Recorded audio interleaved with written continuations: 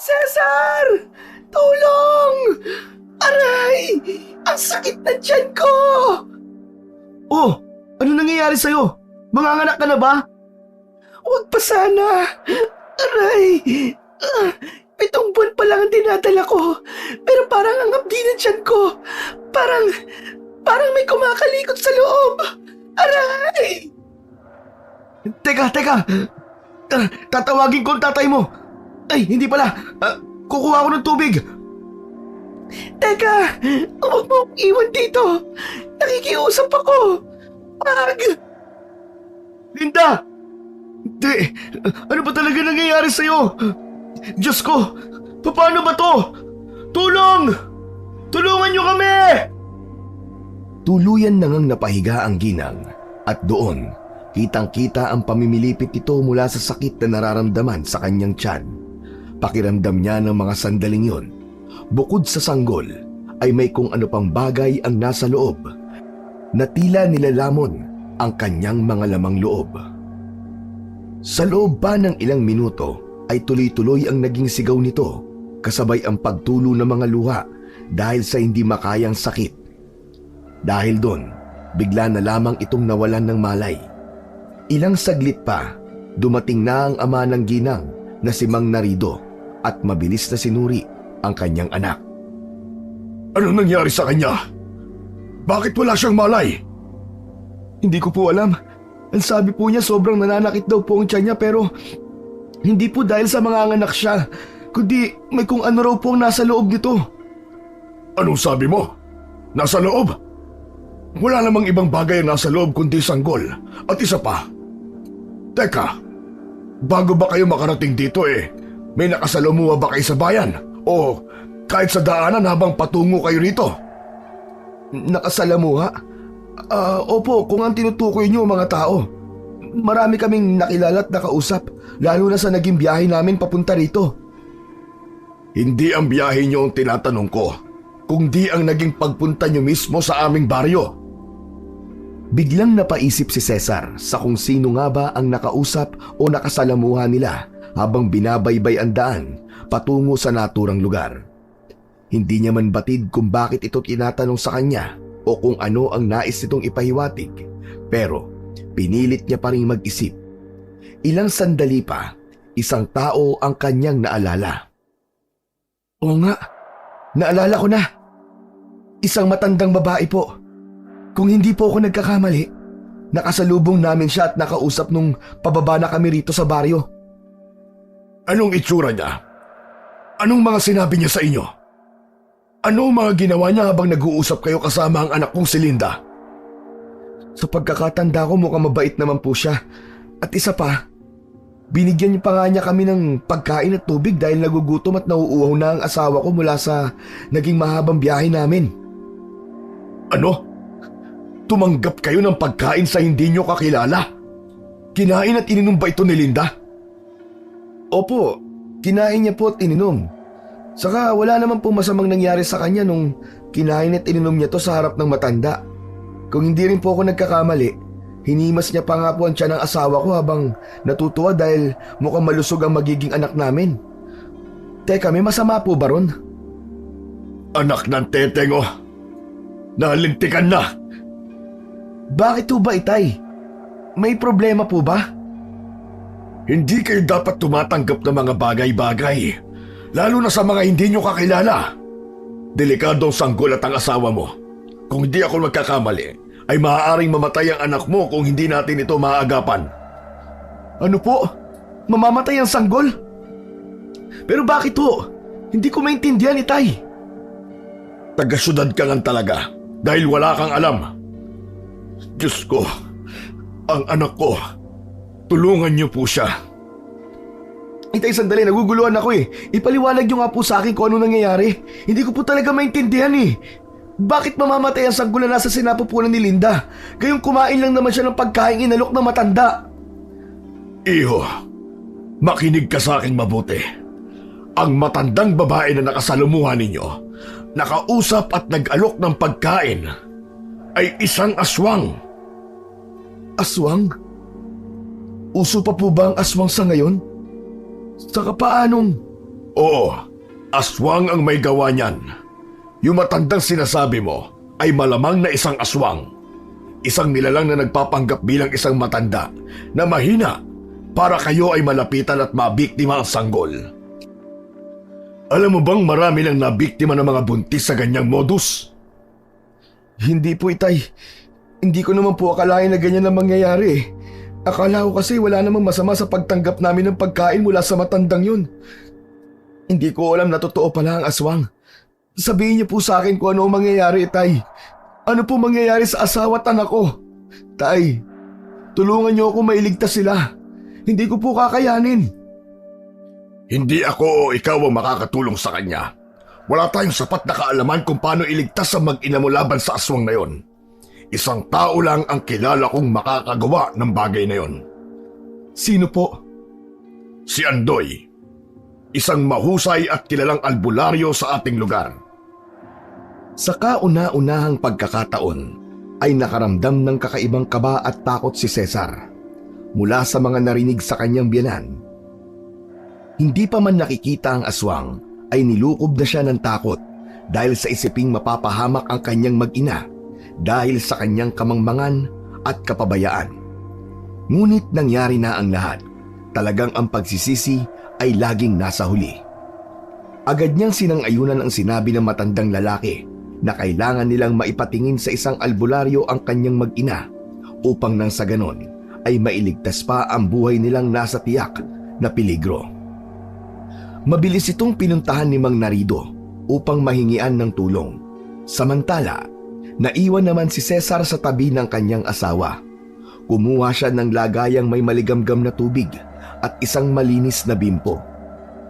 Nang mabasa ang tela, agad niyang pinunasan ang walang malay na asawa, ngunit labis ang naging pagpapawis. Nang matapos yon, sinuri ni Cesar ang tiyan nito. Inilapat niya pa ang tenga at gumuhit sa kanyang labi ang matamis na ngiti nang makumpirmang maayos ang sanggol sa sinapupunan nito. Bahagya kasing sumipa iyon, senyales na naroon pa ang sanggol at lumalaban. Ilang sandali pa, hindi rin maiwasan ni Cesar ang mapaluha ng pagmasdan ang kalagayan ng kanyang asawa. Hindi kasi ito ang bagay na inaasahan niyang mangyayari kapag nakapunta na sila sa naturang baryo. Nagmula kasi ang lalaki sa isang lugar na matatagpuan sa lungsod ng Maynila. Nagtatrabaho siya sa isang factory at doon na rin mismo nakilala ang asawang si Linda. Nagkausap, nagkamabutihan at hindi kalaunan ay naging sila. Hanggang sa mabuntis na nga ang babae nang minsang may mangyari sa kanila. Dahil sa mahal na mahal nito si Cesar, ipinakilala niya ang asawa sa kanyang mga magulang. Hindi naman naging tutol ang mga yon. Habang lumalaki noon ang tiyan ng babae, hindi maiwasan ni Cesar ang mapaisip. Ito ay tungkol naman sa mga magulang ng kanyang asawa. Sa isip niya kasi, bago man lang sana ito manganak, ay makilala niya muna ang nanay at tatay ng babaeng makakasama habang buhay. Hindi lamang upang makita, kundi pagbibigay na rin ng respeto. Kaya naman nung kaarawan niya, ito ang naging request niya sa kanyang asawa. Nung una, nag-aalangan pa ang babae dahil sa bukod na malaki na ang kanyang tiyan, may isang bagay din siya sa isip na hindi masabi sa kanyang asawa. Ang tanging nasabi niya lang noon ay taga-Aklan siya at delikado raw ang naturang lugar nila para sa katulad niya. Nang tanungin ni Cesar kung bakit, hindi niya ito masagot, kaya naman kalaunan, pumayag na lamang ito at sinabi na lang na maging maingat sila. Matagal na raw kasi siyang hindi nakakauwi, kaya't hindi na rin siya sigurado sa kung ano na ang meron sa kanilang lugar. Hanggang sa bumiyahe na nga ang dalawa. Nang makarating sa Aklan, sumakay sila ng isang demotor na sasakyan at doon hindi maiwasan ni Cesar na maalala ang isang pangyayari dahil nagbigay na yon ng labis na pagtataka sa kanya. Nang tanungin kasi sila tungkol sa baryo na pupuntahan, makikita sa mukha ng maghahatid sa kanila ang kakaibang reaksyon ng sabihin ni Linda ang pangalan ng kanilang baryo. Tila ba natatakot ito sa kung anumang bagay at hindi yun kagad na unawaan ni Cesar. Hindi nagtagal, Sa haba ng pakiusap ay pumayag ang lalaki na isakay sila pero sa bungad lamang daw sila ihahatid. Maglalakad na lang sila pababa ng naturang baryo dahil hindi naman daw ito ganun kalayo. Nang makarating nga sila at magsimulang maglakad, doon na nila nakasalubong ang isang matandang babae. Sa pagkakaalala pa ni Cesar, sobrang may edad na ito dahil bukod sa kulubot na ang balat sa buong muka at katawan, nakayuko na rin ito at may hawak na sanga na nagsisilbi nitong tungkod upang hindi mawalan ng balanse sa paglalakad. Bukod doon, may bitbit din itong maliit na lumang basket na naglalaman ng mga gulay, prutas at ilang kakanin. Pinilit ni Cesar na maalala kung ano ang naging mali sa naging pakikisalamuha nila sa matandang babae. Inalala niya ang eksaktong naging usapan nila ng mga sandaling yon. Mukhang malayo pa ang pinanggalingan nyo ha. Hulaan ko, hindi kayo taga rito sa Aklan, hindi ba? Tama po kayo, hindi po ako taga rito pero ito pong asawa ko, dito po pinanganak at dito na rin po lumaki. Umuwi lang po kami dito para makilala ko po ang mga magulang niya at saka para makapagbakasyon na rin. Mabutit nakapagbiyahe pa itong asawa mo. Ang laki na ng tiyan niya. Ako, mag-iingat kayo dahil sigurado ko marami nang nagmamatsyag dito. Teka, ano pong ibig niyong sabihin maraming nagmamatsyag? Wala. Ikaw tingin kasi ang ganitong buntis sa lugar namin. Baka mausog at magkasakit pa ang asawa mo. Hindi napansin kagad ni Linda ang biglang pag-aplos ng matandang babae sa kanyang tiyan.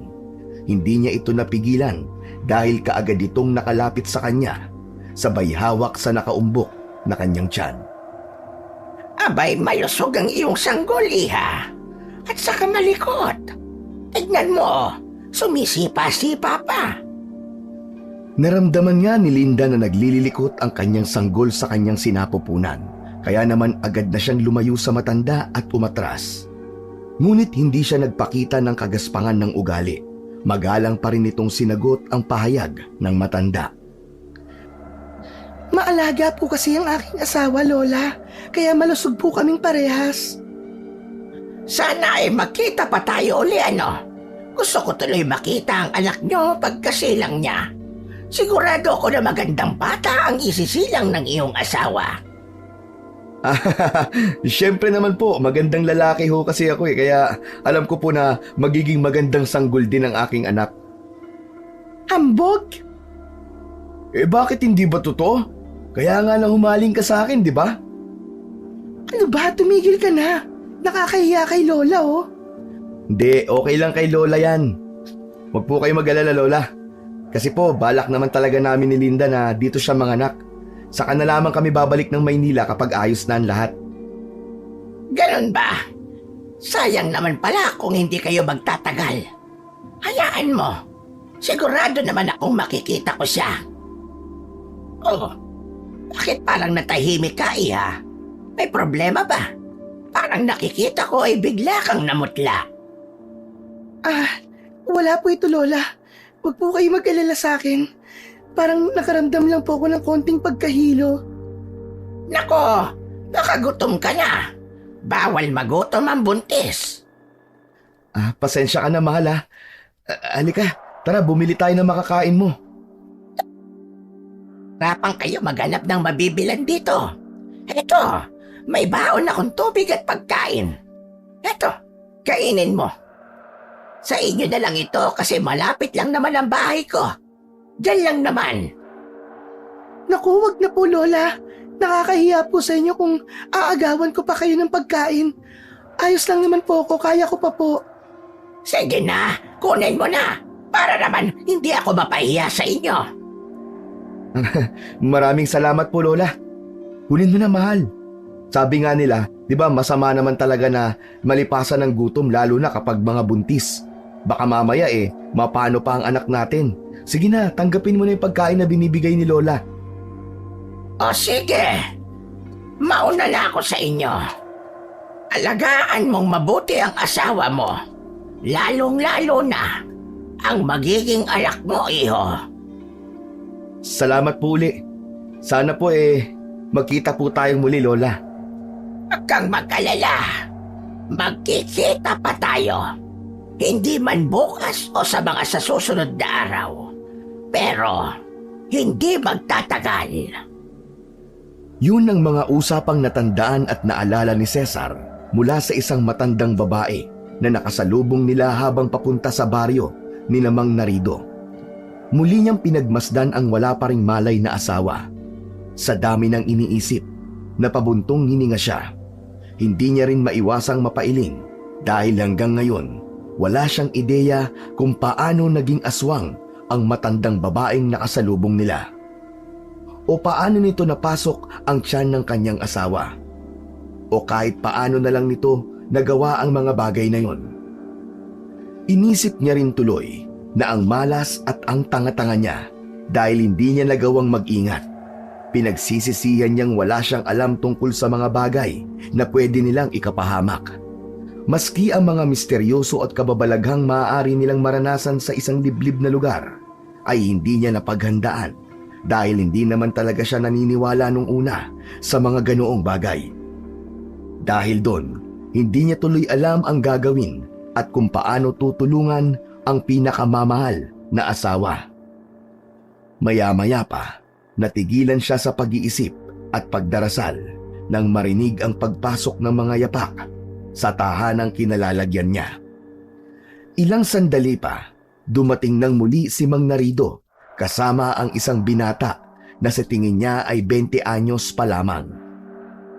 Halika! Halika, dali! Nandito ang anak ko na sinasabi kong sa tingin namin ay inaswang. Tulungan mo siya, lalo na ang batang nasa sinapupunan niya. Sige po. Pero bago po yun, gusto ko munang suriin ang kalagayan niya kung aswang nga ba ang may kagagawan at pananakit ng tiyan niya. Maraming bagay po nagkalat sa lugar natin, kaya mahirap po ang mangusga, lalo na kapag hindi pa natin alam ang punot dulo. Teka, bago mo lapitan ang asawa ko, pwede bang malaman kung sino ka? Ngunit imbis na pansinin at sagutin ang tanong niya, nagpatuloy lamang ang binata sa ginagawa. Mabilis nitong sinuri ang pulso at tiyan ng ginang, pati na ang paghinga nito. Ilang sandali pa, kumuha yon ng isang manipis na tela at bahagyang ipapasok sa bibig ng ginang. Bago magawa, hinawakan ni Cesar ang kamay nito upang pigilan. Teka, hindi mo pa sinasagot ang tanong ko. Sino ka ba? Anong gagawin mo sa asawa ko? Siya si Andoy. Siya yung albularyong sinasabi ko sa iyo kanina na makakatulong sa anak ko. Sigurado ho ba kayo, Itay? Ayos ka lang ba? Natural sigurado ko, iho. Kasi ako nga ang nagtawag sa kanya, hindi ba? Pero mukha kasi siyang Mukha akong minor de edad at wala pang muwang sa mundo, ganun ba? Hindi naman ganun ang ibig kong sabihin. Pasensya ka na. Nabigla lang ako kasi ang bata mong albularyo eh. Pwede ko na bang matignan ng asawa mo ngayon? Kasi kung hindi ka maniniwala at kung di mo ko pagbibigyan na masuri siya, maputla na siya. At kung hindi ito maagapan, sabay na mamawala sa iyo ang asawa at anak mo. Ganun ba? Sige. Gawin mo ang lahat ng magagawa mo. Nakikiusap ako sa iyo, Andoy. Iligtas mo silang dalawa. Iligtas mo mag-ina ko. Sige, hayaan mo na siya. Ako na nagsasabi sa iyong magaling ang binatang si Andoy sa gawaing albularyo, lalong-lalo na sa pagpuksa sa mga aswang. Wala na itong nagawa kundi ang bitiwan ang kamay ng batang albularyo.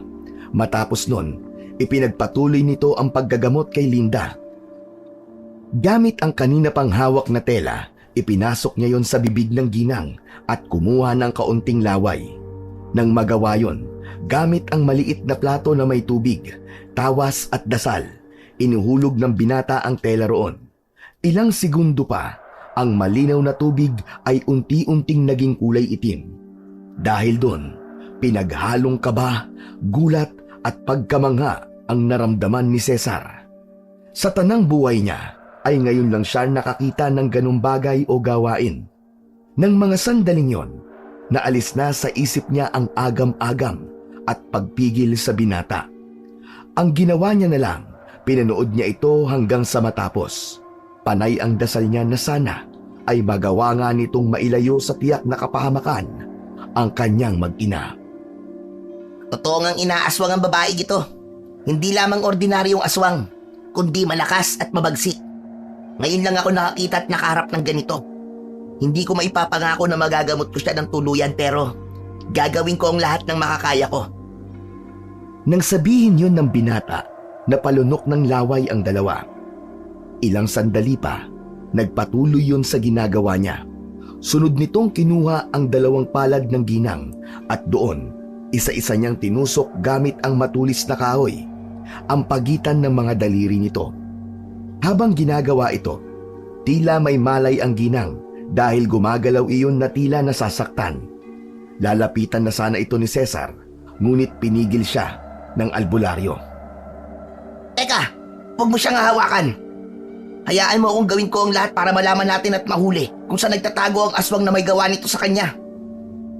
Yung matanda, ang sabi niya sa amin, nakatira siya sa gubat at... Hindi nyo nga namalayan na inaswang na nga ang asawa mo, tapos ngayon, maniniwala ka pa sa sinabi ng matandang yon? Nag-iisip ka ba? Anong sabi mo? Matatalino at mapaglinlang ang mga aswang. Hindi yan basta magsasabi o magtuturo ng kahit na anumang bagay na tungkol sa kanila. Tandaan mo yan. Huwag kang basta-basta magtitiwala kahit na kanino. Kahit na ang pinakamabait na taong makikilala mo ay hindi maaaring pagkatiwalaan. Mula sa mga sinabi ng binatang albularyo, hindi na nakaimik pa ang lalaki. Tama naman ito. Kung naloko nga sila at naaswang, bakit pa siya maniniwala sa mga salitang binitiwan ng matandang minsan na nilang nakausap? Nagtungo na lamang siya sa tabi ng asawang nakakaramdam ng pananakit mula sa ginagawa ng binatang albularyo. Matapos nitong matusok ang bawat pagitan ng daliri, kitang-kita at dinig na dinig nila kung paano magsalita ang ginang na si Linda. Ang nakakakilabot pa ron, iba ang boses nito. Tila boses ng isang matandang babae. Walan mo ko, bata! Anong ginagawa mo sa akin? Ginagambala mo ko sa aking ginagawa! Ah, busy ka ba? Busy ka pala eh. Pasensya ka na kung naabala kita ha. Nahuli lang naman kasi kita na binibiktima mo ang aking kababaryo. Maaari bang tigilan mo na ang ginagawa mo sa kanya? Hindi ka ba naaawa? Huwag mo akong pakialaman kung ayaw mong maski ikaw ay kalabanin ko. Wala kang lakas kumpara sa akin. Kaya kung mahal mo ang iyong buhay, lubayan mo ko. Ay, hindi pwede yun, tanda. Kailangan kong iligtas ang mag-ina laban sa'yo. Hindi ako papayag na mga kababaryo ko ang bibiktimahin mo. Aba, mukhang matapang kang albularyo ka. Kabata-bata mo eh.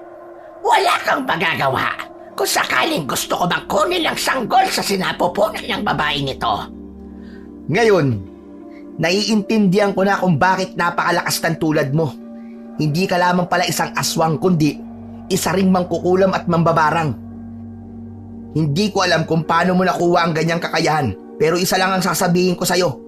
Gagawin ko ang lahat para mailigtas ang buhay ng mag-ina at kasabay nun, hahanapin kita at ako mismo ang papas lang sa'yo. Hindi mo ko mahanap at lalong hindi mo ko mapapatay dahil hindi mo ko kaya. Isa ka lamang bata at ang tulad mo ay isa lang alikabok para sa akin. Kaya kitang pigain, apakan, saksakin o patayin nang hindi mo ko nalalapitan. Bakit hindi mo gawin? Kapag nagawa mo, sisiguraduhin kong hindi na yun masusundan pa.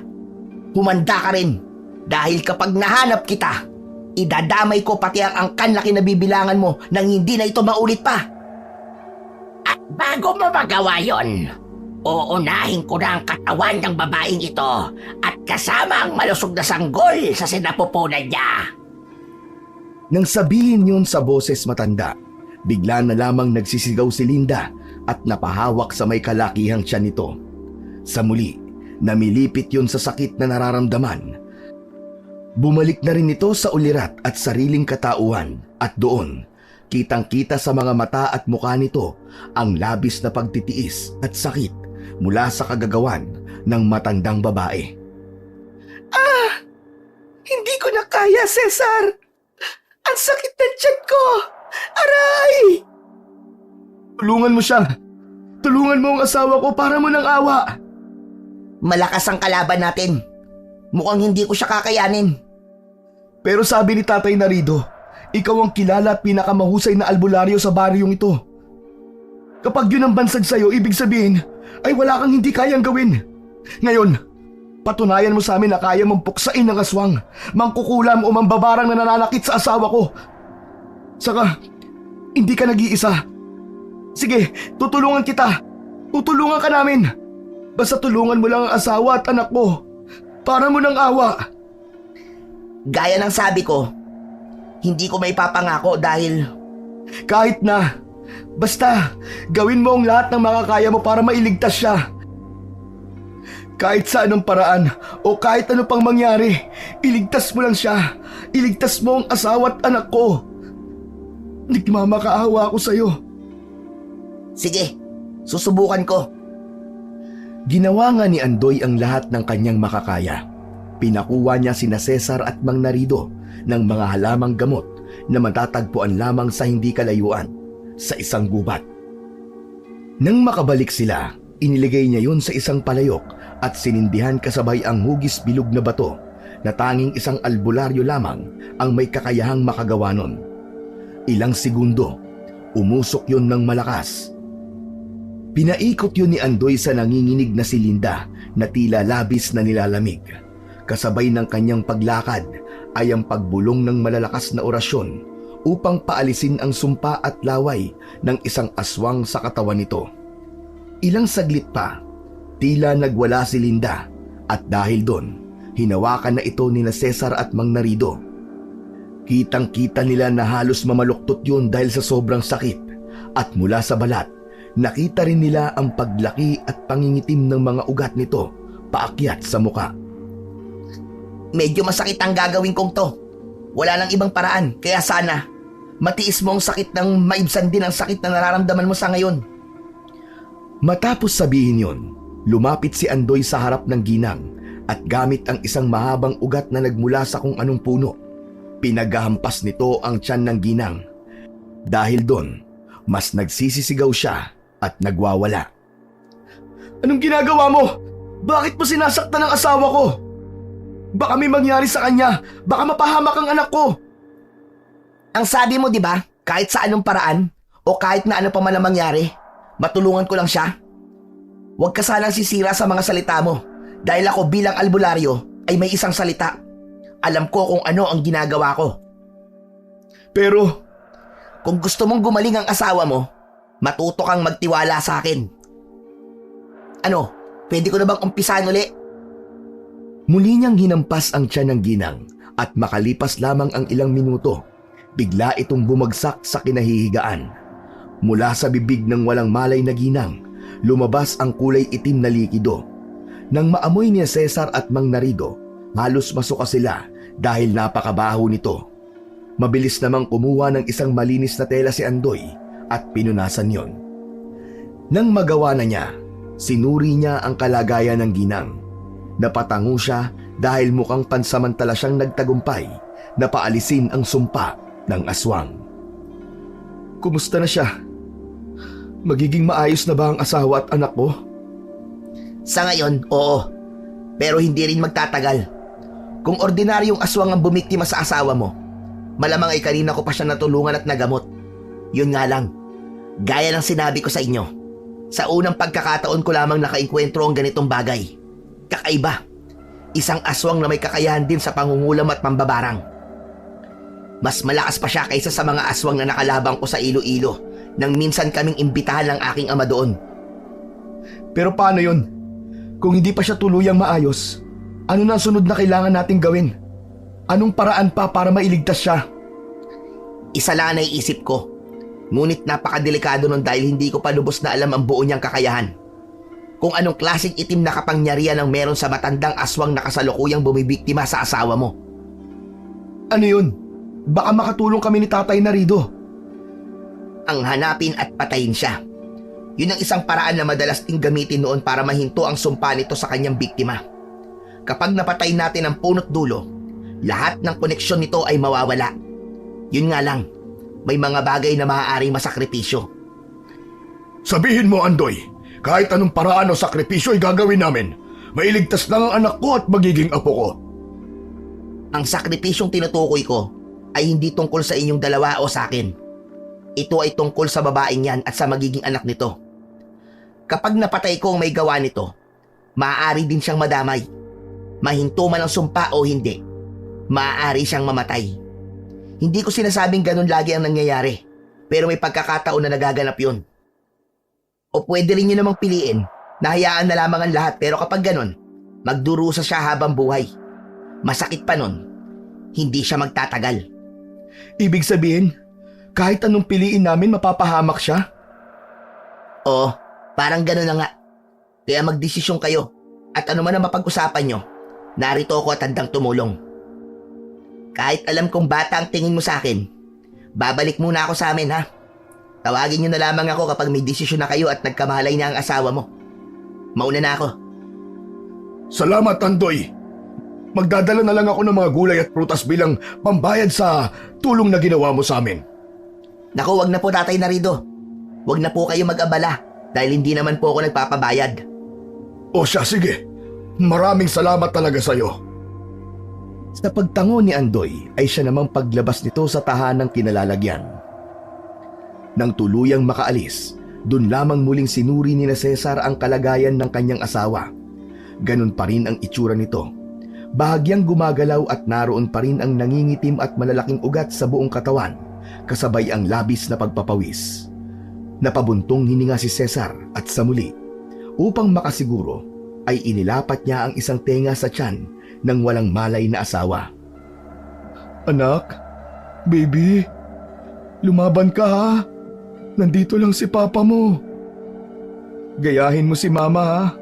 Lumalaban at nanatiling malakas. Sana ikaw rin, anak. Huwag kang magpapatalo lalo na kapag nararamdaman mo kapag may naramdaman kang kakaiba. Suntukin mo o sipain mo basta lumaban ka. Kahit nandito si Papa sa labas, gagawin ko ang lahat mailigtas lang kayo ni Mama. Anak, bulungan mo rin si Mama ha. Lalo na kapag nararamdaman mong sumusuko na siya. Sabihin mo, kayanin niya dahil naghihintay si Papa sa inyong dalawa, anak. Marinig mo man to o hindi, mahal na mahal ko kayo ni Mama mo. Kayo ang buhay ko. Mahal na mahal rin kita. Mahal na mahal ka namin ng baby mo. Salamat sa pagmamahal, asawa ko. Napatayo bigla si Cesar nang marinig ang pagsasalita ng asawang si Linda na nagkamalay na pala ng mga sandaling yon. Mabilis niya tong inilalayan sa pagbangon at kasabay nun, dali-dali ring kumuha ng maiinom na tubig si Mang Narido. Nang mabawi ang lakas, doon na ito kinamusta ni Cesar. Kumusta na ang pakiramdam mo? Kumusta na ang tiyan mo? Kumusta ang... Mahal, kumalma ka muna. Sabi mo nga kay baby, diba? Lumaban kami. Huwag kang mag-alala. Lalaban kami. Sa ngayon, medyo nanghihina pa ako pero nararamdaman ko namang ligtas ang anak natin. Mabuti naman kung ganun. Tingnan mo nga hindi pa rin nawawala yung maiitim na ugat sa katawan mo. Isa pa, maitim din ang ilalim ng mga mata mo at nanunuyo ng labis ang labi mo. Sigurado ka bang ayos ka lang? Oo nga. Ang kulit mo naman eh. Siya nga pala, ano ba ang nangyari? Nawalan ka ng malay dahil sa labis na sakit na nararamdaman mo. Kaya pala ako nanghihina. Alam mo, may napanaginipan din akong masama. Ano namang napanaginipan mo? Naligaw daw ako sa isang madilim na nakakatakot na gubat. Wala akong kasama nun at patuloy kitang hinahanap. Pero imbis na ikaw ang makita ko, isang matandang babae nakasalubong ko. Sa totoo nga niyan, siya rin yung Yung matandang babae na nakasalubong natin habang papunta tayo rito sa baryo? Siya ba? Oo, siya nga. Pagkatapos nun, kinuha niya ang kamay ko dahil tutulungan niya raw akong makauwi. Sumama naman ako pero habang papalapit sa bahay na sinasabi niya, napansin kong hindi yun ang bahay natin. Ibang-iba yun. Hindi ko alam pero bigla akong tumakbo sa panaginip ko. Hinabol niya ako at sobrang nakakatakot ang itsura niya. Nung malapit na siya sa akin, nakita ko kayo ni tatay. At bukod sa inyo, may isa pa akong nakitang lalaki o binata. Matapos nun, hindi ko na maalala ang ibang mga pangyayari. Hanggang sa magising na lang ako sa pananakit at nawalan na naman ng malay dahil parang may humahampas sa akin. Lahat ng mga huling sinabi mo ay nangyari, mahal. Si Andoy. Andoy ang pangalan ng binatang nakita mo na isang mahusay na albularyo. Pero matanong ko lang, ano ba ang itsura ng bahay na nakita mo? Iniisip ko kasi, baka yun din sa realidad ang tahanan ng matandang babae na bumiktima sa'yo. Bumiktima? Teka, hindi ko maintindihan. Ano bang nangyari sa akin? Upang hindi malito at maliwanagan ang pag-iisip, agad na isinalaysay ni Cesar ang lahat-lahat sa kanyang asawa. Mula nang mawalan siya ng malay at hanggang sa magamot nga ito ng binatang albularyo, pagkatapos niyang marinig yun, ay hindi na iwasan ni Linda ang mapaluha. Hindi niya lubos maisip na mabibiktima siya ng isang aswang, gayong taga rito naman talaga siya at dapat alam niya na ang mga bagay na yon. Oh, tahan na, huwag ka nang umiyak. Wala kang kasalanan sa mga nangyari. Ang mahalaga ngayon, bumubuti na ang pakiramdam mo at... Hindi eh. Kasalanan ko talaga to. Dahil kung naging mas maingat sana ako, sana hindi malalagay sa bingit ng kamatayan ng buhay ng magiging anak natin. Ito yung bagay na gusto kong sabihin sa iyo, mahal. Ang tungkol sa mga aswang, mga kulam, mga barang, at mga engkanto na madalas mangyari sa lugar na to. Ang masakit kasi nun, alam ko na nga may ganun pero ano nangyari?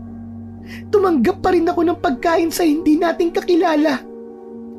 Kung nag-isip lang sana ako at naging mas maingat, edi sana hindi mangyayari ang mga bagay na to. Mahal, gaya ng sabi ko sa'yo, hindi mo kasalanan dahil naging mabait ka lang sa lahat ng mga tao.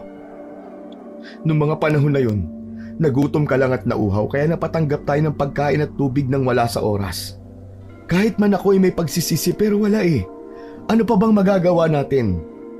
Sa ngayon, ang kailangan na lang nating intindihin ay ang kaligtasan mo at ng anak natin. Anak, tama si Cesar. Walang ibang dapat nasisihin dahil sa mga nangyari. Dapat nga ako magalit sa sarili ko. Dahil nung nalaman kong pupunta kayo rito, hindi ko man lang kayo nasabihan o nabigyan ng babala tungkol sa mga ganitong bagay. Kung pumasok lang sana sa isip ko yun, sana hindi na umabot pa sa ganito ang lahat.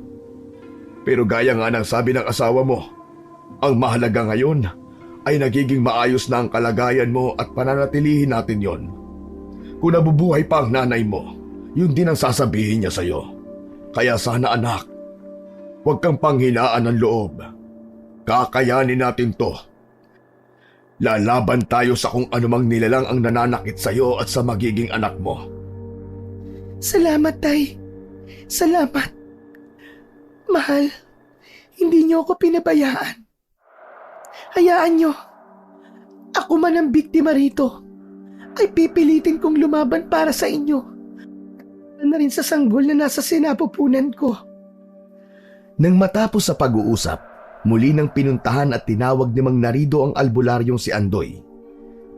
Nang makabalik at kasama na ito, muling sinuri ng binata ang kalagayan ng ginang. Ngunit imbis na matuwa, tila nagtaka pa ito at napakunot ng noo ng mga sandaling yon. Wala kang nararamdaman na kahit na ano? Pananakit ng tiyan, ng katawan, o ng kahit na ano paman? Gaya ng naging sagot ko kina Tatay at Cesar, wala na akong nararamdamang kakaiba sa katawan ko. Maliban lang sa medyo nangihina pa ako. Nakapagtataka talaga. Hindi kasi ito ang inaasahan kong mangyayari. Teka, hindi ka ba natutuwa na bumubuti na ang kalagayan ko? Na magiging ligtas na kami ng anak ko? May alam ka ba talaga? Napakabata mo pa para... Hindi edad ang tinitingnan para makapagdigtas ka ng isang buhay. Kung hinayaan kita kanina, sana ay pinagluluksa ka na ng asawa at ama mo. Mahal, ganyan din ang unang naging impresyon ko sa kanya. Pero maniwala ka, ako na nagsasabing magaling si Andoy. Andoy, ikaw na sana ang bahala magpasensya ha. Iniisip namin na masyado ka pang bata para sa ganitong gawain. Kaya sa muli, humihingi talaga ako ng tawad sa'yo. Ayos lang yon. Hindi lang naman din kayo ang unang nagsabi sa akin ng ganyan eh. Sa tuwing manggagamot ako at may tutulungan, yan din ang unang nilang naiisip at nagiging tanong. Hindi ko naman kayo masisisi dahil maaga ako namulat sa ganitong gawain. Pero hindi yun ang mahalaga ngayon, kundi ang kalagayan mo, Ginang. Pasensya ka na sa inasal ko. Napaisip lang kasi ako kung bakit ka nagtataka na maayos na ang kalagayan ko. Hindi ba't dapat ay matuwa ka? Gaya mo, nagtataka rin ako. Sinubukan mo naman tumingin sa salamin nang makita mo kung talaga bang maayos na ang kalagayan mo. Tandaan nyo, sa ganitong bagay, ang biglang pagiging maayos ng lahat kahit hindi pa man nasusolusyonan ay nag-uugat sa mas malaking trahedya o pangyayari. Mang Narido, maaari niyo bang bigyan ng salamin ang anak niyo po? Sige, meron ako rito. Nang maiabot na nga ni Mang Narido ang salamin sa anak, nagulat yon nang makita ang kanyang itsura. Doon niya lang din tuluyang napansin ang mga ugat sa mga kamay, paa, katawan at buka. Nabanggit ito ni Cesar kanina, ngunit ipinagsawalang bahala niya lamang yon dahil sa pag-aakalang maayos na ang pakiramdam niya.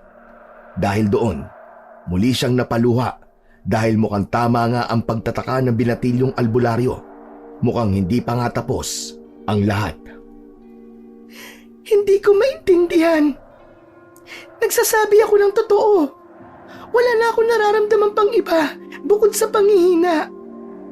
Pero bakit ganito ang itsura ko? Mahal, yan nga ang tinutukoy ko kanina kaya tinanong kita ng ilang beses kung sigurado ka na bang maayos ka na ba. Kung okay na ang pakiramdam mo. Andoy, sa tingin mo, bakit nagkakaganito pa rin ang asawa ko? Nang pansamantala ko mapigilan ang sumpa ng aswang, alam kong magiging maayos ang pakiramdam niya. Pero hindi sa ganitong paraan na para bang walang nangyari. Alam kong hindi pa tapos ang lahat kaya nakapagtataka na maayos na ang panloob na pakiramdam niya. Pero sa panlabas, hindi yun umaakma. Sa tingin ko, kailangan ko lang maging handa. Maging handa saan? Hinala ko lang ito. Pero hindi ako sigurado na baka kumikilos na matandang aswang sa matahimik na paraan. Kilala ko mga aswang. Hindi sila basta-basta tumitigil hanggat hindi nila nakukuha ang gusto nila. Sa ngayon, ipagpasalamat na lang natin na maayos na ang pakiramdam mo pero wag nating iwawaglit sa isipan natin na hindi pa natatapos ang lahat. Cesar, alagaan at bantayan mo mabuti ang asawa mo. Bukas ng gabi, aalis ako para hanapin ang matanda. Bukas agad? Napakabilis naman. Oo, bukas na bukas din. Wala na tayong dapat na sayangin pang oras dahil hindi maganda itong nangyayari ngayon. Kailangan maunahan ko ang matandang aswang. Nagpaalam na ngang muli si Andoy na lalabas sandali upang magpahangin dahil sa labis na pag-iisip. Hindi niya mawari kung ano ang mali sa mga nangyayari. Sa isip niya, kailangan niyang malaman kung ano nga ba ang ginagawang hakbang ng aswang na makakalaban nila. Samantala, naiwan sa loob ang nag-aalangang si Cesar at Mang Narido at gaya ng isa, nagtataka na rin sa itsura ni Linda na hindi umaakma sa pakiramdam nito. Gaya ng sabi ng binatang albularyo, naroon pa rin sa buong katawan nito ang malalaki at maiitim na mga ugat na nakakatakot nga namang pagmasdan. Wala ngang nagawa ang ginang kundi ang mahiga at magpahingang muli upang masiguro na rin ang maayos niyang kalagayan. Ilang sandali pa nang makatulog ito, Nagpa siyang lumabas si Cesar upang makausap ang binatang albularyo na si Andoy. Nang mga sandaling yon, dapit hapon na at mukhang kakainin na rin ng dilim ang buong paligid. Nakita niya ang binata na nakaupo sa nakatumbang puno, kaya naman agad niya yung tinabihan, kasabay ang pag-abot ng bagong timpla at mainit na kape. Oh, kape ka muna, Andoy. Marami ka ng tulong na binigay sa amin pero hindi pa namin nasusuklian yon kahit sa maliit na bagay o paraan man lang. Ayos lang yun. Hindi naman ako umaasa sa mga ganung bagay o naghihintay ng magiging kapalit. Sabi nga ng ama ko noon, tumulong sa nangangailangan.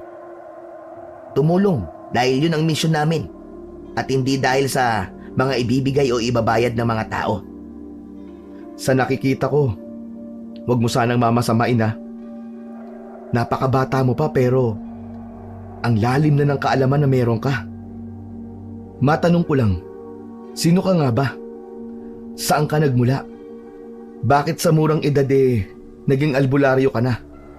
Sa totoo niyan, marami ding albularyo sa Maynila. Hindi ko alam kung sino ang tunay at peke sa kanila pero sa unang pagkakataon, ngayon lamang ako nakakita ng mas bata at talaga namang mahusay na albularyo. Hindi lang bata, sobrang bata pa. Kaya nga ganun na lang ang naging reaksyon namin mag-asawa sa'yo. Sakala mo napansin ko, napakaseryoso mong tao. Kailanman ay hindi pa kita nakitang ngumiti. Alam mo, wala sa edad ang pagiging albularyo. Hindi rin edad ang magdidikta kung pipiliin mo makatulong sa kapwa o hindi. Ang angkan ko ay nagmula sa lahi ng mga albularyo. Simula pa sa aking ama, sa mga lola at lolo ko, hanggang sa mga ninuno namin, ay bukas na sa gawaing panggagamot. Kay lola at kay tatay ako natuto sa likas na panggagamot. At kay lolo naman, nung nabubuhay pa siya, sa kanya ko natutunan kung paano kumilatis ng aswang at kung paano kalabanin ng isang uri ng nakakatakot na nilalang. Karamihan sa amin ay tubong Iloilo, pero napadpad dito sa Aklan na makapag-asawang muli ang aking tatay ng tiga rito. Isinama namin si lolo dahil wala nang ibang mag-aalaga pa sa kanya maliban sa aking ama. Bata pa ako ay ginagawa ko na ito sa tulong ng gabay nila. Kaya pala, ngayon ay naiintindihan ko na. Alam mo ba kung bakit mas lalo ako naging interesado noon na mapuksa ang mga aswang? Bakit? Namatay kasi ang totoo kong nanay sa kamay ng isang aswang. Pinatay siya ng walang kalaban-laban. Kaya naman nangako kong magiging mahusay upang kung sakaling may makaharap ako, ay agad kong tutugisin at papaslangin. Ang saklap naman pala na naging buhay mo bilang bata. Ang ama mo, nasaan? Wala na rin ang ama ko. Namatay siya nitong nakaraang taon nang mapasaba kami sa isang angkan ng mga aswang. Natalo namin sila. Pero anong kapalit? Buhay ng ilang albularyo kasama na ang sarili kong ama. Nawala man siya, wala akong naging pagsisisi. Dahil siya mismo ang humubog sa akin mula sa pagiging normal na bata hanggang sa maging isang ganap na albularyo. Ipinamana niya ang lahat ng kaalaman, kagamitan, at kakayahan na meron siya para maipagpatuloy ko ang layuning sinimulan nila. Teka, may iba ka pa palang mga kasama? Nasaan sila? Wala na. Nagkawatak-watak na ang aming samahan matapos mangyari ang sagupaan sa pagitan ng mga aswang at albularyo. Ang iba ay pinili na ang tahimik na buhay. Samantalang ang iba naman ay nagtungo na sa malalayong lugar o probinsya upang doon na ipagpatuloy ang kanilang tungkulin. Hindi lang naman sa Aklan may mga aswang engkanto o kung ano paman. Kung ako ang tatanungin, maganda ang naging desisyon nila dahil mas marami kami matutulungang mga taong nangangailangan. At ikaw, bakit mo piniling manatili rito? Sabi mo nga, parehong namatay ang mga magulang mo dito sa lugar ng Aklan. Bakit pinili mo pa rin ang lugar na naghatid sa'yo ng madilim na nakaraan? Sa isang dahilan. Gaya ng pangako ko, hindi ako aalis at hindi ako titigil sa pag-usig sa mga aswang hanggat may natitira pa sa Aklan. Mahabang katahimikan din ang nangyari matapos ang madugong sagupaan na yon. Ngayon, nagising uli ang diwa ko sa pagiging albularyo nang malaman ko ang kalagayan ng asawa mong si Linda. Naranasan ko na ang mawalan ng mahal sa buhay, lalo na ng isang ina. Kaya naman parang bumabalik ang sakit sa akin nang makita kong ganun ang nangyayari sa asawa mo. Alam ko, ibang-iba to sa mga nakalaban na namin, pero pangako, kahit bata ako sa paningin nyo, gagawin ko ang lahat. Mapuksa lang ang aswang na yon at mailigtas ang asawa at anak mo. Maraming salamat talaga, Andoy. Ngayon mas lalo ako natutuwang ikaw ang unang hininga ng tulong ni Tatay Narido dahil kahit bata ka pa, mas nakikita kong responsable ka sa ganitong gawain. Sana lahat ng mga albularyo ay kagaya mo. Gaya nga ng sabi ko, maraming peke o hindi tunay ang nagkalat. Ikaw pa lang ang nakita kong totoo at may puso sa ganitong gawain. Salamat din. Nakakataba ng puso ang mga binigkas mong salita. Nararamdaman ko tuloy na tama ang desisyon kong lumaki sa ganitong tungkulin dahil... Cesar! Ay! Tulungan niyo ako! Tulungan niyo ako! Mabilis na napatayo si Cesar kasama si Andoy at mabilis na pumasok sa loob ng tahanan. Doon ay nadatnan nila si Linda na nakataas ang dalawang palad habang napupuno yun ng dugo. Nang tingnan nila ang maselang parte ng katawan nito, labis din ang pagtagas ng dugo mula roon. Natatarantaman, mabilis na kumuha ng malinis na tela si Cesar at Mang Narido upang takpan at pigilin ang pag-agos ng dugo. Samantala, agad ding lumapit si Andoy upang suriin ang kalagayan nito, lalo na ang tiyan na napansin niyang bahagyang lumiit. Ilang segundo pa, nanlaki ang kanyang mga mata dahil sa natuklasan. Nang makita ni Cesar ang reaksyon ng binatang albularyo, nakaramdam sila ng kaba at takot. Alam nilang hindi magandang balita ang mga sasabihin nito. Bakit ganyan ka makatingin sa akin? Anong nalaman mo? Buhay pa ba ang anak ko? Bakit labis ang pagdurugo ko? Bakit? Sabihin mo sa akin! Huwag kayong mabibigla sa mga sasabihin ko ah. Sabihin mo na! Buhay pa ba ang anak mo na nasa tiyan ko? Sabihin mo na! Nasa tiyan ko pa ba siya? Sumagot ka! Wala na akong nararamdamang buhay sa tiyan mo. Wala nang paghinga nagmumula rito. Cesar, Mang Narido, Linda. Wala na ang bata sa sinapupunan niya. Ikinalulungkot kong sabihin, mukhang nakuha na siya ng matandang aswang. Hindi! Hindi! Hindi totoo yan, Andoy! Imposibleng makuha niya ang anak ko gayong wala naman siya rito. Hindi pwede! Buhay pa ang anak ko! Nandito pa siya sa tiyan ko! Antoy, mali ka! Mali ka ng sinabi mo! Buhay pa ang anak ko! Hindi siya nakuha ng aswang! Anak, dali sumipa ka! Magparamdam ka! Nandiyan ka pa ba, di ba? Anak, pakiusap naman! Magparamdam ka! Gusto ko mang bawiin ang mga sinabi ko pero yun ang totoo. Ito na ang kinakatakot ko kanina. Kumikilos siya sa matahimik na paraan. Hindi ko alam kung paano niya nagawa yun pero sa tingin ko, may kinalaman ang kaalaman niya sa pangungulam. Cesar, hahanapin at pupuksain ko ang matandang aswang na kumuha sa anak mo. Hindi na bukas, kundi ngayon din. Sasama ako sa'yo. Gusto kong makita siya muli at mapatay kasama mo. Hindi maaari. Delikado ang gagawin ko. Sa kailangan ka ng asawa mo ngayon lalo na nagluluksa pa siya dahil sa pagkawala ng inyong anak. Hindi. Sige na, ako na ang bahala sa anak ko si Linda. Heto ang gulok, Cesar. Sumama ka kay Andoy at siguraduhin yung mahanap at mapapatay yung matandang aswang na yun. Siguraduhin yung magbabayad siya sa ginawa niya. Nang sa ganon, ay hindi na ito makapampiktima pa ng iba. Sige na, lumalalim na ang gabi. Umalis na kayo. Salamat po, Tay Narido. Huwag po kayong mag-alala. Sisiguraduhin kong mahahanap at mapapatay namin siya. Linda, mahal.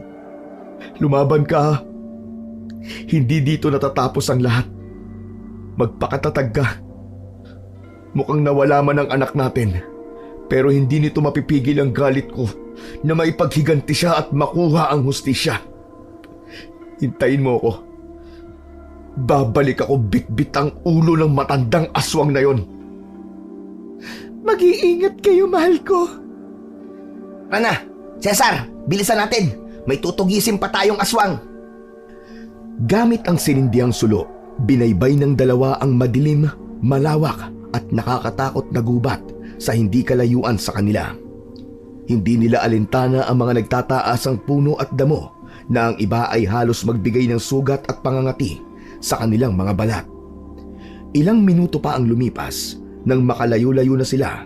Napansin ni Cesar na tila bumabalik lang sila sa mga dinadaanan. Teka, huminto muna tayo sa paglalakad. Ako lang ba? Napansin ko kasing nadaanan na natin to kanina eh. Tingnan mo yung puno ng akasya. Di ba nakita natin yung kani-kanina lamang? Naliligaw ba tayo o nililigaw tayo? Hindi ko napansin. Nadala ako ng galit at inis sa aswang na yon. Kaya dire-diretso lamang ang ginagawa kong paglalakad. Magaling. Dahil nakita mo ang mga bagay na to. At tama ka. Nililigaw nga tayo. Pero nino? O ng ano? Hindi ba isang engkanto ang gumagawa ng mga ganitong bagay? Kung hindi ako nagkakamali, kailangan natin baliktarin ang mga damit natin. Yun daw ang paraan para hindi tayo mapaglaruan ng isang engkanto. Alam kong kakayahan yun ng isang engkanto, pero Cesar, wala akong nararamdamang engkanto ngayon. Hindi ang nilalang na yun ay may gawa nito sa atin. Nakapagtataka na talaga. Sa tagal ko na sa ganitong gawain, ngayon lamang ako nakakita o nakaramdam ng isang kakayahan na pinagsama-sama na ang lahat. Teka, hindi kita maintindihan eh. Anong pinagsama-sama? Saka bakit sinasabi mong hindi engkanto ang may gawa nito? Ama ka nang narinig. Hindi nga engkanto, kundi gaya ng paghihirap na nangyayari sa asawa mo. Isang aswang pa rin ang kalaban natin. Ano? Ibig sabihin, ang matandang babae pa rin ang gumagawa nito sa atin? Imposible yata. Hindi ba't isang engkanto lang ang... Yan din ang iniisip ko. Nakapagtataka na nga kaya niyang mangulam at mangbarang. Pero ang gawaing pang-engkanto. Ngayon lang ako kinabahan ng ganito, Cesar. Maganda tayo. Dahil ang aswang na makakalaban natin ay hindi basta-basta. Kung iisipin, tila mas malakas pa siya sa isang buong angkan dahil sa taglay niyang kakayahan. May ibibigay ako sa'yo. Alam kong magagamit mo to kung sakasakaling makaharap natin siya. Inabot nga ni Andoy ang isang lumang kwintas na kung saan ay may maliit at kulay puting bato sa dulo. Nang makuha naman ni Cesar yon, nagtataka pa man ay agad niya yung isinuot. Wala naman siyang kakaibang naramdaman ng mga sandaling yon. Para saan to? Isang kagamitan, kakayahan at proteksyon. Ang batong nasa dulo niyan ay tinatawag na mutya. At yan ay nagmula pa sa malayong kabundukan sa lupain ng Mindanao. Nakuha nun ng aking ama at ipinamana sa akin bago siya mawala. Teka. Bibigyan mo ko nito. Ito ba'y power? Ano to? Apoy, tubig, lupa at hangin? Teka, paano ba gamitin to? Hihimasin ko lang ba? Teka, masubukan nga. Hindi mangyayari ang iniisip mo. Ang kakayahan o kapangyarihang tinataglay ng bagay na yan ay magagamit mo lang kung naniniwala at nananalig ka sa kanya at sa kaya nitong gawin. Hindi mo to kailangang utusan o tawagin. Kusa mo itong mararamdaman, lalo na sa gitna ng kapahamakan o kamatayan. Tayo na, lumalalim na ang gabi. Baka mas lalong lumakas pa ang kalaban natin. Tara, baliktarin na natin ang ating mga damit. Ibig sabihin tama nga ako? Pambihira. Napapanood ko lang to sa TV noon ah. Mabilis ngang nagbaliktad ng mga damit ang dalawa. Pagkatapos nun, naglakad na ulit sila at sa pagkakataon na yon, nagbago na ang landas na tinatahak nila. Ilang minuto pa, narating na nila ang isang malawak na kapatagan. Tila ang lupain yun ay napapalibutan ng mga nagtataasang puno, kaya't ngayon lang din ito nakita ni Andoy. Nang tanawin nila ang pinakagitna ng kapatagan, doon ay natanaw nila ang nag-iisang bahay kubo. Agad namang inalis ng binata ang apoy sa sulo. Oh, ba't mo pinatay? Madilim. Baka hindi natin makita yung susugod na aswang. Makikita nga natin siya, pero mauunahan niya tayo kapag nalaman niyang narito tayo. Nararamdaman ko, nandyan siya sa maliit na bahay kubo. Hindi na nakapagtataka dahil yan lang ang tahanang makikita rito, sa gitna ng kagubatan at kapatagan. Anong gagawin natin? Susugod na ba tayo? Humanda ang aswang na yan sa ginawa niya sa mag-ina ko. Lalong-lalo na sa anak ko. Hinding-hindi ko siya mapapatawad. Teka, huwag ka munang gagawa ng kahit na anong hakbang. Kung natatandaan mo, alam niyang narito na tayo. Minsan niya na tayong iniligaw sa gubat, kaya marahil alam niya na napaparating tayo. Halika, sundan mo ako. Pasimple tayong papasok at saka siya papatayin. Tama ka. Mabuti ng planado kaysa malaman niya at maunahan tayo. Tandaan mo rin, iba siya sa mga aswang na naririnig mo. Hindi ko pa man nauunawaan, pero gaya ng sabi ko, halos lahat ng kakayahan ay meron siya. Cesar, tandaan mo tong sasabihin ko sa'yo. Lagi akong nauunang maglakad sa'yo, at kapag nagkataon na ako ang nasa likuran, maniwala ka, hindi ako yun. Ha? Teka lang. Lalong hindi ko maintindihan eh. Basta, sumunod ka na lang. Kung mangyari man ang sinasabi ko, malalaman mo rin ang ibig ko sabihin. Basta maging handa ka at alerto ka sa mga maaaring mangyari. Nagpatuloy na ang dalawa sa paglalakad ng mahina habang nagmamasid sa paligid. Bukod sa paghinga, ang mga huni lamang ng kung ano-anong mga insekto ang kanilang naririnig. Habang papalapit naman sa bahay kubo, labis ang kabang nararamdaman ni Cesar.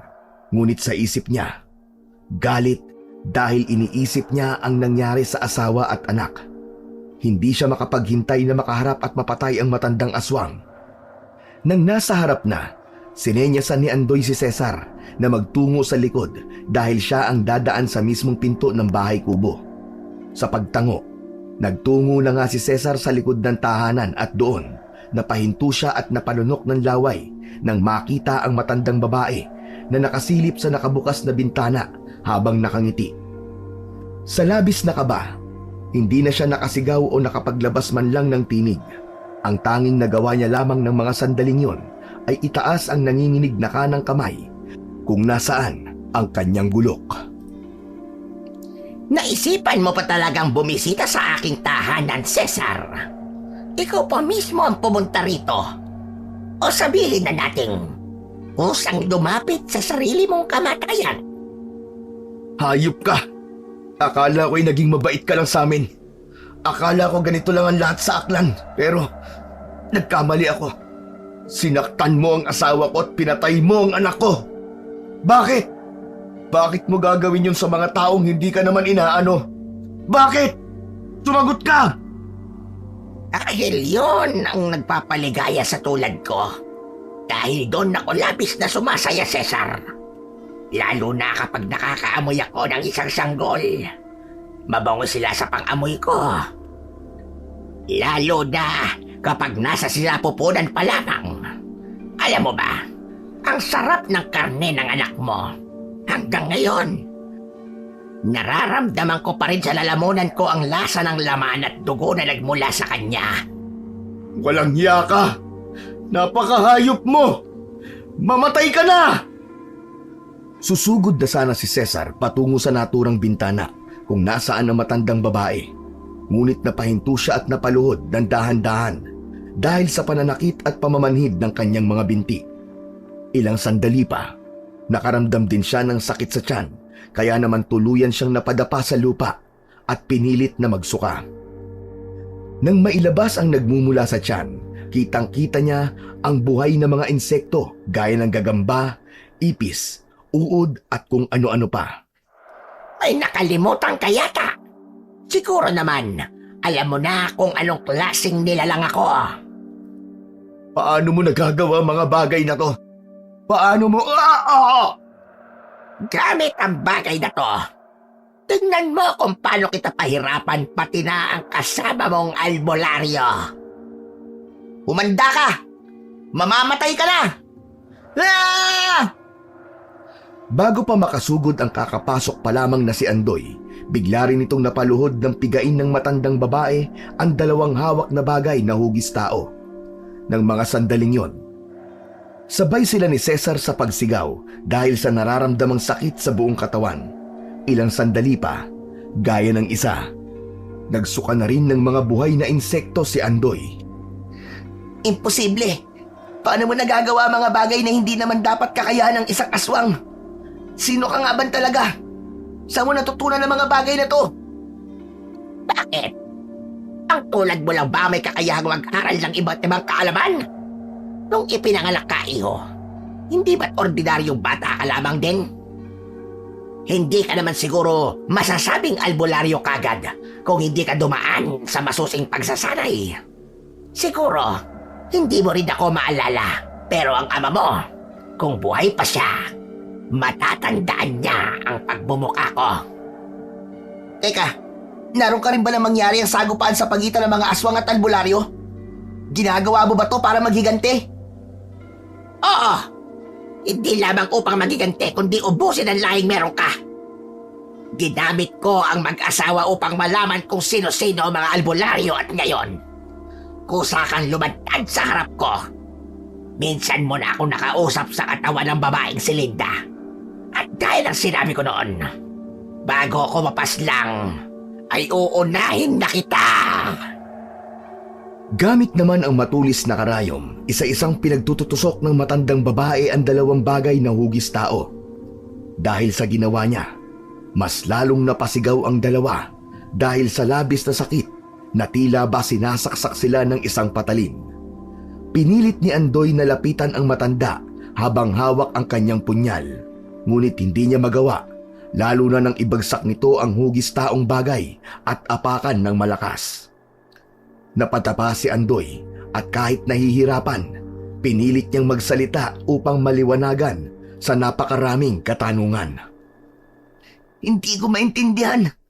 Kung isa ka sa mga aswang na nakasagupa namin noon, paano ka nagkaroon ng kakayahan sa pangungulam, pambabarang, at lalong-lalo na sa mga engkanto? Ikaw lamang ang nakakagawa ng kanyang bagay. Paano? Saan ka natuto? Gaya ng sinabi ko, natuto ako sa pamamagitan ng pag-aaral sa ganitong mga kakayahan. Marami akong nilapitan at kinausap.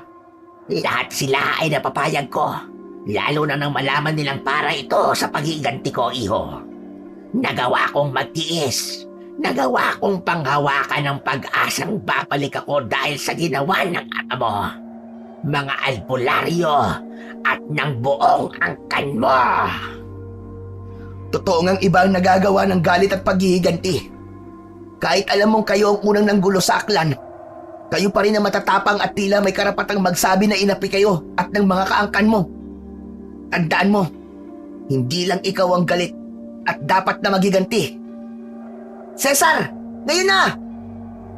Napalingon nga ang matanda sa harap ng bintana at doon, humampas ang matalim na gulok na nagmumula sa nangihina ngunit nakatayong si Cesar. Dahil sa bilis, hindi agad nakaiwas ang matandang babae, kaya naman nagkaroon ito ng malalim na hiwa sa muka. Napaatras ito at kasabay nun, nabitiwan ang hawak na mga bagay, kaya naman mabilis ding nakabangon si Andoy. Tila nanginig naman ang matanda at unti-unting tumuwid ang katawan. Ilang segundo pa, namula ang mga mata nito kasabay ng paghaba ng mga maiitim na balahibo at mga matutulis na kuko at ngipin. Pagkatapos nun, lumabas sa bibig nito ang mahaba at matulis na dila habang tumutulo pa ang napakalagkit na laway. Halos matulala ang dalawa sa napagmasdan. Ang matandang babae na kanina lamang ay mangkukulam sa harap nila, ngayon ay isa ng mabagsik at nakakatakot na aswang. Bago pa makagawa ng pagsugod ang aswang, mabilis na kumilos si Andoy. Gamit ang bilis, liksi at punyal na nasa kanang kamay, tumalon siya at sinakyan sa likod ang aswang. Nang magawa niya yon, malalakas at paisa-isa niya tong pinagsasasaksak sa batok at likod. Ngunit, nahirapan siya dahil tila pader ang balat nito sa tigas. Nang makita naman ni Cesar ang kalagayan ni Andoy sa nagwawalang aswang, mabilis din siyang kumilos gamit ang hawak na gulok. Pinagtatataga niya ang mga paa at kamay ng aswang. Ngunit gaya ni Andoy, nahirapan silang sugatan ito. Ilang minuto nilang ginagawa yon at nang makakuha ng pagkakataon ang aswang, malakas nitong hinampas si Cesar, kaya naman tumilapon ang lalaki sa dingding ng tahanang yon. Samantala, dahil matatag ang pagkakasakay ni Andoy sa likuran ng aswang, mabilis na tumakbo ang aswang sa labas. Hindi! Andoy! Kahit madilim, pinilit ni Cesar ang tumakbo upang masundan ang aswang kung saan nasa likod pa nito si Andoy. Bago siya makalapit, narinig niya ang malakas na sigaw mula rito dahil tila nasaktan na yon ng aswang. Ilang minuto pa ang lumipas. Nang makalapit ay nakita niyang nakatayo si Andoy habang hingal na hingal pa. Nang pagmasdan niya ang lupa, nakita niya roon ang katawan ng matandang babae na bumalik na sa dating anyo. Sa pagkakataon na yon, mukhang natalo na nga at napatay na ni Andoy ang kalaban. Patay na ba siya? Teka, kailangan kong makasiguro. Pinatay ng aswang na to ang anak ko. Kaya't hindi ako papayag kung sakasakaling humihinga pa siya. Tatagtarin ko siya ng pinong-pino. Patay na siya, Cesar. Patay na ang kinasusuklaman mo. Bumalik na tayo, baka makita pa siya ng ibang mga angkan niya. Baka hindi natin kayanin kung sakaling mangyari yon. Hindi nakinig si Cesar. Nang higpitan niya ang pagkakahawak sa gulok, napahinturin siya nang maramdamang nag-init ang kwintas na suot niya. Mula sa gilid ng mga mata niya. Madilim man ay pinilit niyang pagmasdan si Andoy na nasa likuran niya.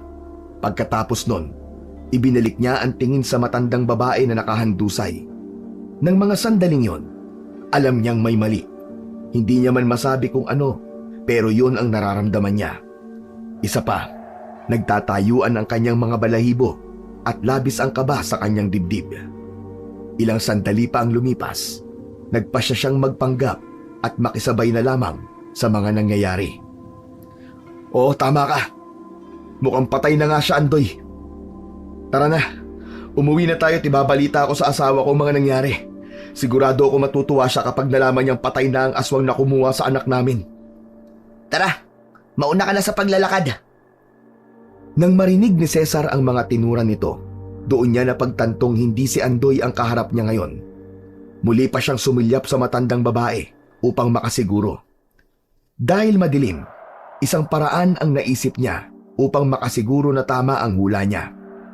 Sa pagkakataon na yon, hindi siya papayag na maisahan ng matalino at nakakatakot na aswang. Sige, sundan mo ko. Kukunin ko lang yung iniwan natin doon sa isang malaking puno. Nagsimula sa paglalakad si Cesar habang hawak ng mahigpit ang gulok. Nasa daan man ang tingin, hindi niya inalis sa sarili ang pagiging alerto at handa kung sakasakaling tama ang nasa isip niya. Samantala, ang Andoy na pinaghihinalaan niya ay nakasunod lamang sa kanya. Ilang minutong paglalakad pa, narating na nila ang malaking puno at doon, pinulot ni Cesar ang daladalang sulo kanina. Gamit ang pagsindi, nilagyan niya yon ng apoy at nang biglang iharap kay Andoy, nakita niya ang mukha nito. Doon ay nagulantang siya dahil tama ang hinala niya. Hindi ito ang binatang albularyo na kilala niya.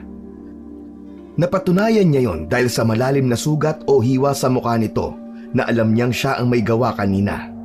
Napalunok siya ng laway at pinakalma ang sarili. Sandali pa siyang tumanaw sa likuran ng kaharap kung nagkamalay na ba o nakasunod na ang totoong Andoy. Bakit parang kakaiba ang mga kinikilos mo? Hindi ba dapat masaya ka dahil napatay ko na ang kalaban natin? Hindi pa kasi nawawala yung takot at kaba ko kanina eh. Grabe yung nakalaban natin, no? Akalain mo, mangkukulam na, aswang pa. Akala ko nga, hindi natin siya matatalo kasi 'di ba? Ang tigas ng balat niya sa katawan. Matanong ko lang, paano mo ba siya napatay? Kilala mo ako, Cesar. Marami akong alam sa pag-aalbularyo, kaya hindi na bago sa akin ang makaharap at makapatay ng isang aswang. Kung tutuusin, mahina pa nga matandang yan kesa sa mga nakaharap ko noon. Napangiti ng lihim si Cesar mula sa mga narinig. Sa tono pa lang ng pananalita nito ay siguradong sigurado na siya na hindi ito ang Andoy na kilala niya. Lalo na nang sabihin nitong hindi naiiba ang nakalaban nila sa ibang mga aswang, kung hindi siya nagkakamali. Sinabi ng kanyang kilalang Andoy na kakaiba ang kanilang kalaban dahil bukod sa aswang ito, may mga kakayahang iba o taliwas sa katauhan nito. Mas malakas, mabagsik at mapanlinlang. Gaya na lamang ng nakaharap nila kanina. Maya-maya pa, bago makasagot si Cesar, ay nakita niya ang figurang nasa hindi kalayuan. Nang unti-unti yung makalapit, nakita niyang wangis yun ni Andoy. Pinagmasdan niya rin ang kaharap. Magkamukhang magkamukha nga sila. Mabuti na lang ay mabilis niya yung napansin at hindi siya naisahan. Mabuti na lang at nalaman niya agad na ginaya lamang ng matandang aswang ang itsura ng binatang albularyo. Oo nga, mukhang mahina nga ang kalaban nating aswang. Kung sa bagay, matanda na rin kasi siya at ugod-ugod na. Alam mo ba, nung ngampasin ko siya ng gulok kanina, kitang-kita ko yung takot sa mukha niya. Akala niya siguro, mapupugutan na siya ng ulo. Pero, hindi mo nagawa, di ba? Parang mas takot ka nga kanina eh. Kitang-kita kong nanginginig ka dahil akala mo, mapapatay ka na nang sinasabi mong ugod-ugod na. Bakit parang pinagtatanggol mo siya ngayon? Bakit? Tama naman ako kanina. Muntik na siyang maputulan ng ulo at isa pa, hindi ko man nagawa yon, nasugatan ko naman siya sa muka. Tingnan mo. May hiwa ka pa sa mukha mo. Ano? Hindi ko naramdaman na nasugatan mo ko. Dahan-dahan niyang kinapa ng peking Andoy ang kanyang muka at doon nahawakan niya ang sariwa pang sugat. Ilang sandali pa, sa inis ay bigla na lamang namula ang mga mata nito. Pagkatapos nun, muli itong nanginig at tila na maluktot nang unti-unting bumalik sa dating anyo. Pinagmasdan ni Cesar ang pagbabago ng wangis nito mula sa katauhan ni Andoy hanggang sa katauhan ng matandang babae. Matalino ka at muntik mo na akong maisahan. Pero gaya ng binatang albularyo, papatayin din kita. Hep, hep, hep, hep! Bago mo gawin yun, tumingin ka muna sa likod mo. Sinunod nga yun ng matanda nang makita kung sino ang nasa kanyang likuran. Napahinto siya at nanlaki ang mga mata.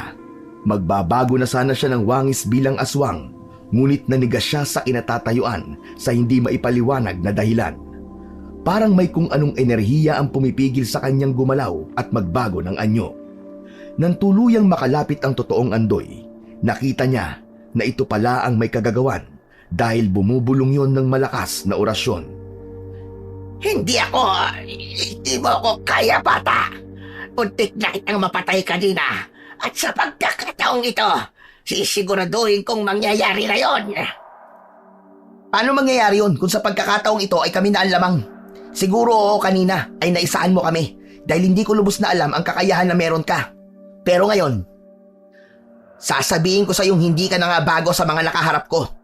Oo, aswang ka na may kakayahang mangulam, mambarang at mangengkanto. Pero kung titingnan, hindi ka naiiba sa mga nakalaban ko. Nakalimutan mo na yata. Albularyo ako at bilang bahagi ng aming tungkulin, alam ko kung paano tugisin ang isang mangkukulam, mambabarang at engkanto at lalong-lalo na ang katulad mong aswang.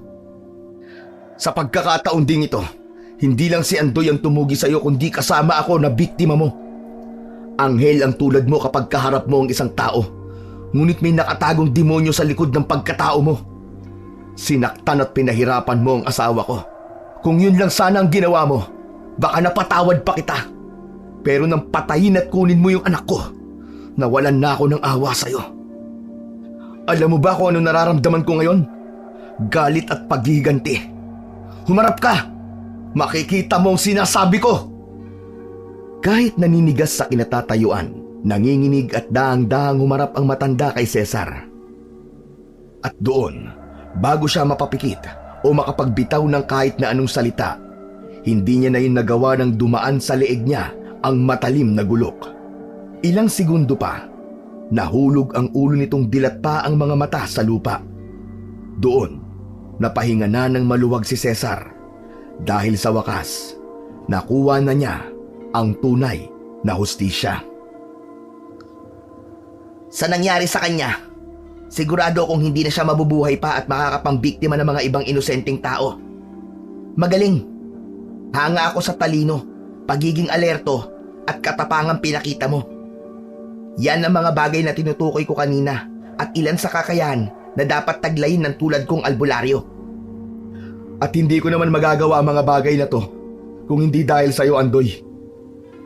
Saludo ko sa'yo at habang buhay kitang pasasalamatan. Kaya sa muli, maraming salamat sa lahat ng naging tulong mo at pagsasakripisyo para sa tulad naming biktima ng aswang. Walang ano man yun. Tawagin man nila akong bata. Papatunayan kong hindi yun dahilan upang huminto ko sa pagtugis ng mga aswang. Nang makabalik na nga sa kanilang baryo at tahanan, agad na hinagis ni Cesar ang hawak na ulo sa harap ng asawa. Nang makita yun ng ginang, walang mapagsidlan ang kaligayahang nararamdaman nito. Namatayan man ng anak, nakamit naman nila ang hustisya para dito. Sa paglipas ng mga araw, buwan at taon, ay tuluyan na ngang lumaganap ang katahimikan sa kanilang lugar o maging sa buong Aklan. Pero alam ni Andoy na hindi doon natatapos ang lahat, kaya naman hanggang sa kanyang pagtanda ay nanatili siya sa tungkulin bilang albularyo at taga-usig ng mga aswang.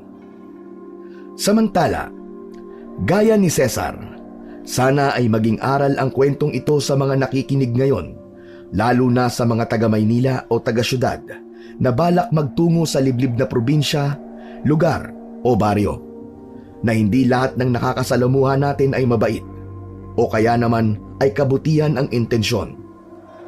Hindi masama ang maging mapanuri, lalo na kung ang bagay na ito ang maglalayo sa inyo sa kapahamakan. Tandaan, maging handa at alerto tayo, lalo na sa mga taong peke o mapanlin lang.